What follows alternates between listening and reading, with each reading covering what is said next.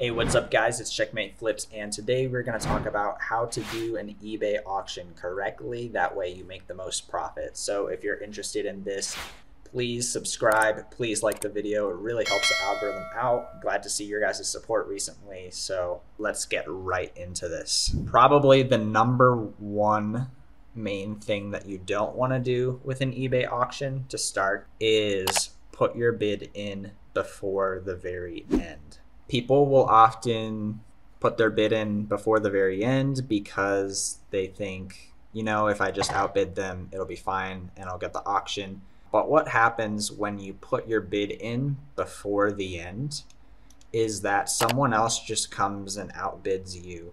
That way, nobody ends up getting a good price. The price just keeps going up, and eventually it'll get to a point where it's not profitable anymore.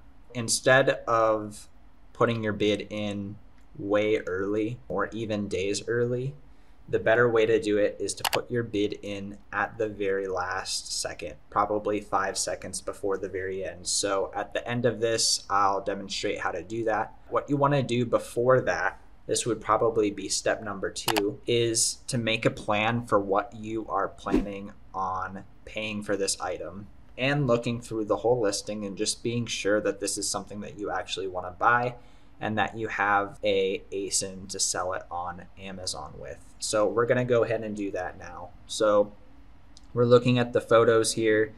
They have it turned on. It works. The buttons look like generally good. Nothing crazy here. They have this. I'll be curious if there's batteries. That would just, if there's no batteries, it would just mean it's a lower condition. So we're going to go to the description, and it says, this is the calculator. It takes 4 AAA batteries not included. So maybe instead of a very good, this is just going to be a good. That is okay. It just might be a couple dollars less. Another thing we want to note about this listing is that we are not just paying $26.50 for this. We're going to end up paying $26.50 plus $6. So you definitely always want to keep shipping in mind when it comes to auctions like this. Also, we want to keep fees in mind. If we're here and we see that the buy box is $77, that's for a very good. We go down and we look and see that the price is probably more. If we're selling this prime anyways, it's probably going to be more in the ballpark of $70, maybe 72.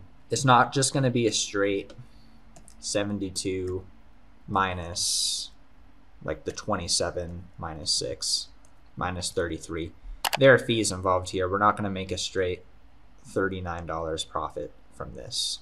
There are fees involved. So what we're going to need to do is you go on the Amazon page, and then if you have Seller Amp, this is really helpful here.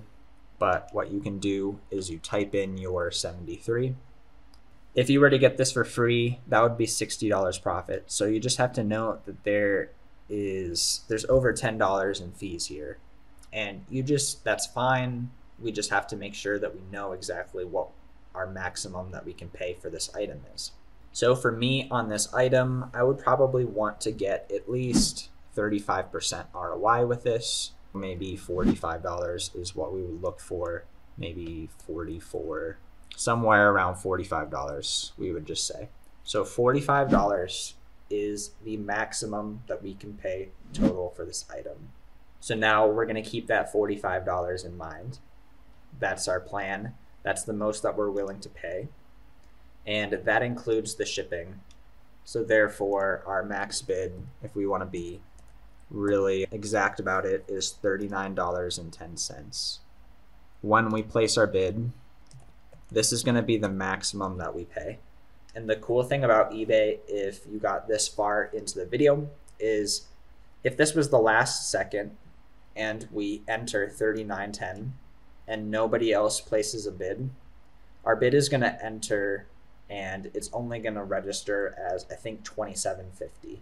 There's a good chance that we end up making this profit here plus an additional like $13, because if nobody else comes in and bids on this, we're going to end up making more money than we expect. So this really comes in handy, especially with higher priced items, because sometimes there's not going to be a bid until the very end, and then you can just come in and bid at the end.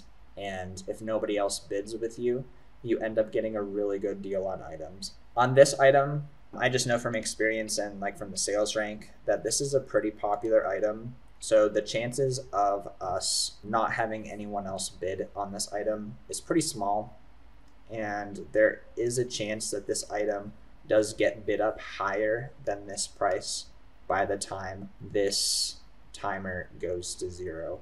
So we'll just have to set a timer and come back in 3 hours and 28 minutes and see what this is looking like. Also, let's say we bid 39.10 and another person comes in and bids like 39. We'll beat them, but then in that case, we're gonna have to beat their bid.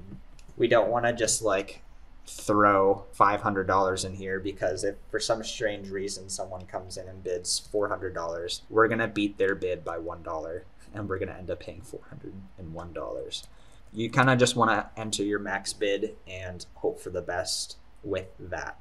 What I usually do with these auctions, if it's something that I feel like is worth coming back to, I take my phone and I just set a timer for maybe 2 minutes before this. That way I can get to my computer or my phone and make a bid on this. So I'm going to go ahead and set a timer for 3 hours and 25 minutes. That way I can come back to this. So I will see you in 3 hours. All right, so we're back and it happens to still be low enough to make a bid on. So basically, again, we have checked this all out. We are completely planned, and our highest bid that we're gonna put is $39.10. Now all we have to do is just wait until we get to around 15 to 20 seconds. I sometimes like to set another alarm like this just to make sure that I don't zone off and forget that there's an auction going on.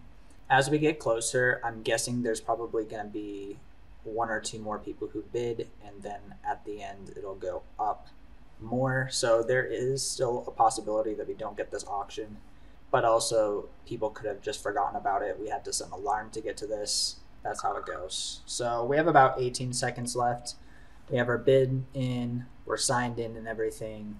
We're gonna hit the bid at around 5 seconds and just hope that nobody else goes for this. This is all that we can do. So someone else bid and we are outbid.